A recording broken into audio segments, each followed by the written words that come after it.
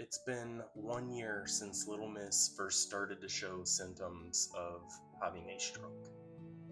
I can't even really put into words what this last year has been like.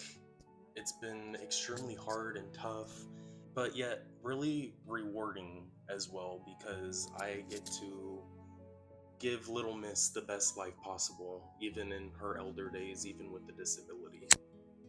Now, when this first started, I was just doing the dishes, cleaning the house, and I remember hearing Little Miss make this really weird sound, and it was something I've never heard her make before. I remember just dropping what I was doing and like going to her, and I remember just seeing her turn around in circles and she wouldn't stop. And I remember grabbing her and just looking at her eyes, and her eyes were dart back and forth really fast. Thought she was having a seizure. My first instinct was to pretty much just hold her and cover her eyes and like try to relax her.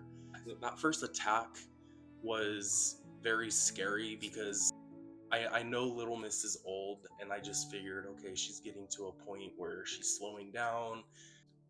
This isn't normal. My first instincts were just to hold her and to cover her eyes and just kind of rock back and forth. I sat on the ground with her too, and I was just petting her and letting her know she wasn't alone. It started and then finished within a time period of a minute, and then she was back to normal. Didn't think too much of it until the second time that it happened, and that second time that it happened, the same thing. Like, she started moving in circles, whining really bad, and I just went up, grabbed her, and covered her eyes and rocked her back and forth. And I can't even again put it into words, you guys, because it was so scary. I didn't know what was going on, and I was doing everything that I could in the moment to relax her. These attacks, they pretty much happened, and they would last anywhere from like 20 seconds to a minute, and then she would go back normal. So the last time that it happened, I remember she had the attack, and I remember putting her to bed, and then when she woke up, I noticed something was wrong. Like, she was very dizzy, she wasn't herself, and that's when I took her to the vet. Over the last year, she has been to the vet over 10 times, and she's seen multiple vet doctors. She's went to multiple facilities. One vet would tell me one thing, another vet would tell me another. I think the one thing they finally agreed on was that it was a stroke.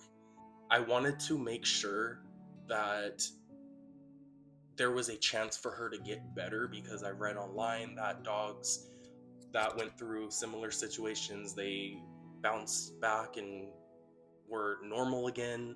With Miss, it just never went away. There was days that were much worse than others. There were some really good days, some really bad days. Just doing everything in my power to make sure that she was safe, comfortable, relaxed, and she knew I was there, because she's the type of dog that would be attached at the hip all the time. She would never let me go anywhere without her. She's my best friend, like, I would do everything with her. The biggest thing, I wanted her to know that she was not alone and that I was there with her. Now, between that 5 months between May and October, those months were very, very hard for me. I was wondering why other people's dogs were recovering and Miss wasn't. So there was two different times where I made dates to put Little Miss to sleep. When I first started to do TikTok, I pretty much went on live and just started to ask people if their dog has went through anything similar to what Miss was going through.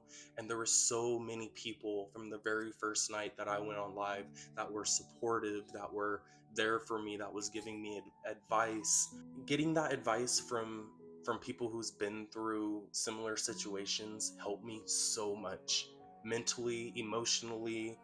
It helped me a lot. Will say, you guys, there's good days, there's bad days. I'm honestly just thankful that Little Miss is here today. I don't ever think that I'm doing anything special or going above and beyond, whether it's with the baths or making her bed comfortable or anything like that. That's just what I feel like I need to do for her. And there's a lot of people that say, oh, well, she's suffering, she's in pain, she's this, she's that. A lot of opinions about my dog, about me.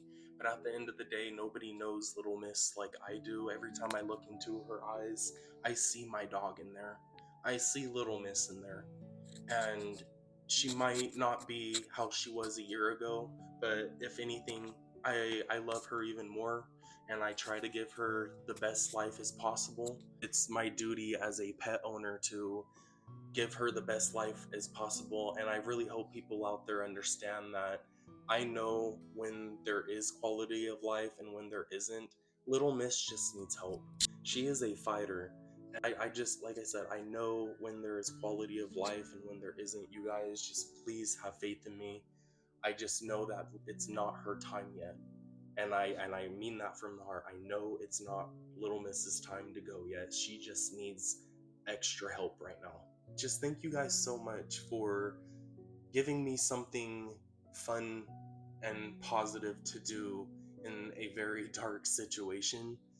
This whole TikTok experience has helped me a lot, mentally, emotionally, physically. First time I showed Miss on live, it's been crazy.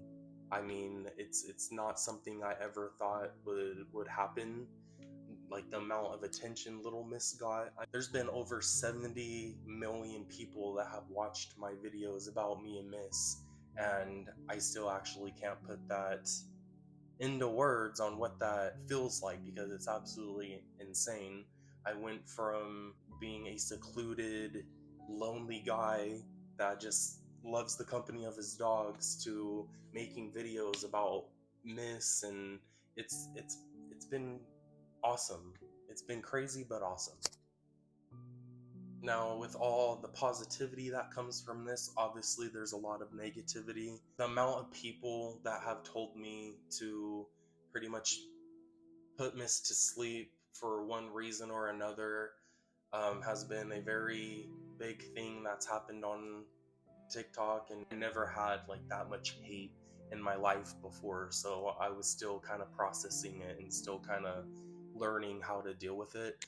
Nobody's going to run me off social media. I enjoy making videos with Miss.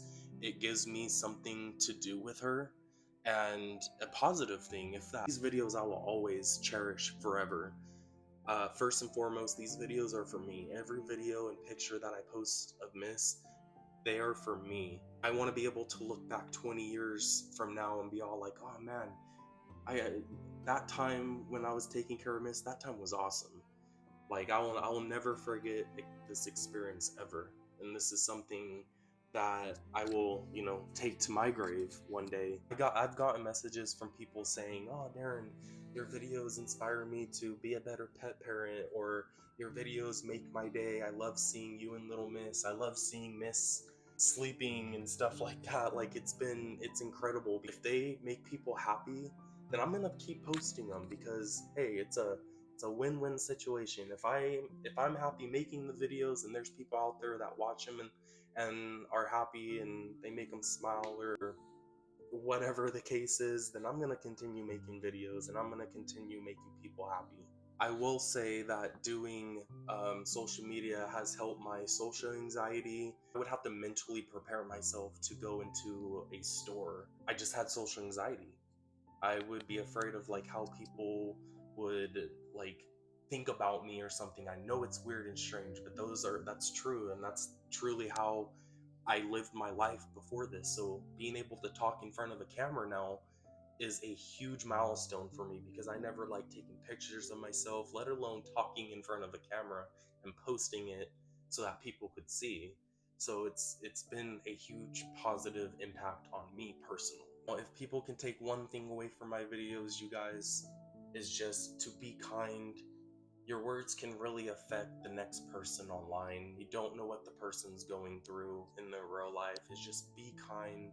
I love Little Miss, and again, I will say it is not her time yet. And I don't know when her time is going to be. Be real with everybody right now. It could be tomorrow.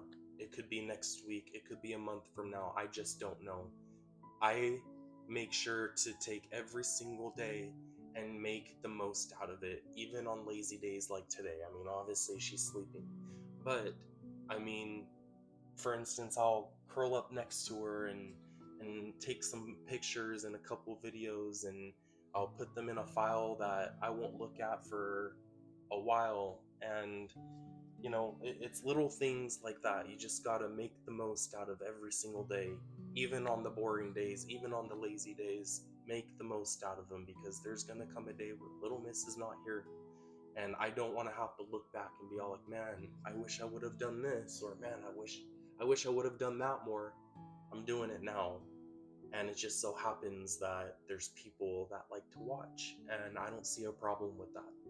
So, again, with that being said, you guys, I'm going to go. Thank you for hearing me out and listening to me banter a little bit. Um, I just feel like today's kind of it's an important day for me and Miss. And thank you so much for the love and support that you have showed me and my dogs. I think about it all the time. It makes me emotional. You guys are awesome. Thank you for loving Miss first and foremost. Thank you for loving my dog.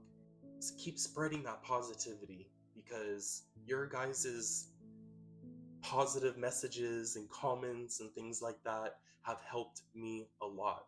And I know that there's other people out there that could use that love and support as well.